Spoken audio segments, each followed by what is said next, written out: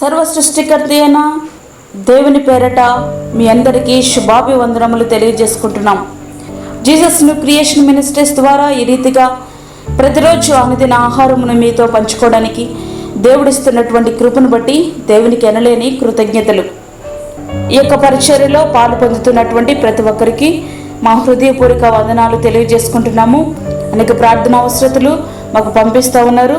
ప్రార్థన అవసరతలు పంపిస్తున్న ప్రతి ఒక్కరి కొరకు మేము ప్రత్యేకంగా ప్రార్థన చేస్తున్నాము. అందును బట్టి దేవుని నామానికి మహిమ కలుగును గాక. కీర్తనలు 42వ కీర్తన 9వ వచనం. నీవేళ నన్ను మరచి ఉన్నావు. ఈ లోక జీవన యాత్రలో అనేకమైన సమస్యలు మనకు శత్రువులుగా మారి సమాధానం లేకుండా చేసినప్పుడు మన హృదయంలో పుట్టే మొట్టమొదటి తలంపు ఇదే, ప్రభువా నీవేళ నన్ను మరచి ఉన్నావు అని.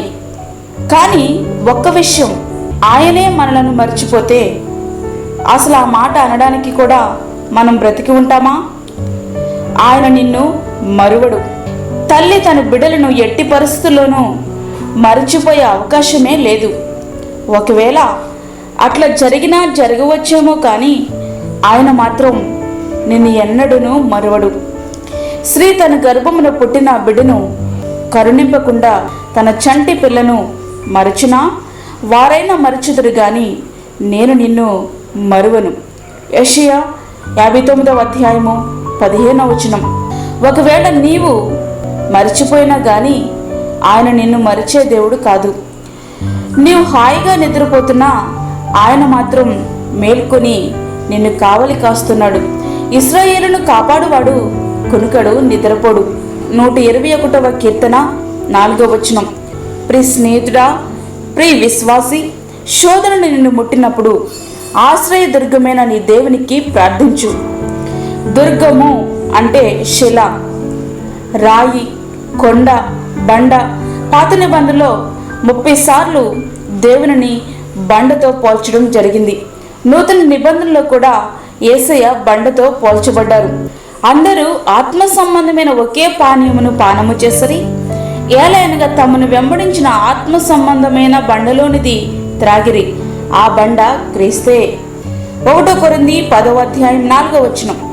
బండ, బలం, ఆశ్రయం అంటే మార్పు లేని గుణం, స్థిరత్వం మొదలగు వాటికి సాదృశ్యంగా మనకి కనబడుతూ ఉంది.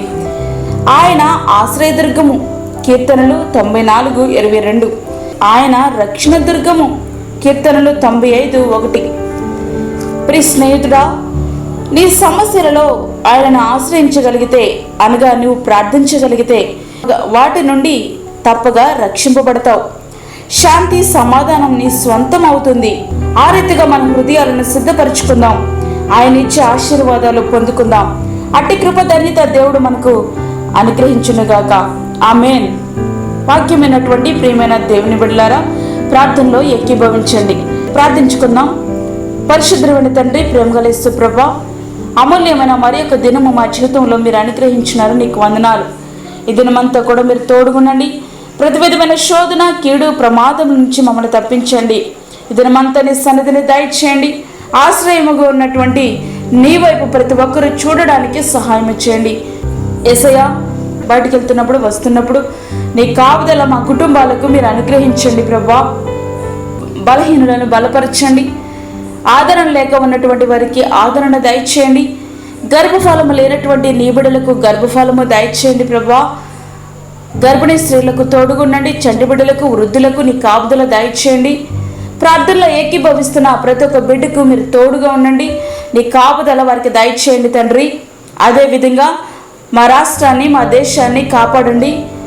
దేశ సరిహద్దుల్లో ఉండి ఈ దేశాన్ని కాపాడుతున్నటువంటి నీ బిడ్డలకు నీ కాపుదల దయచేయండి.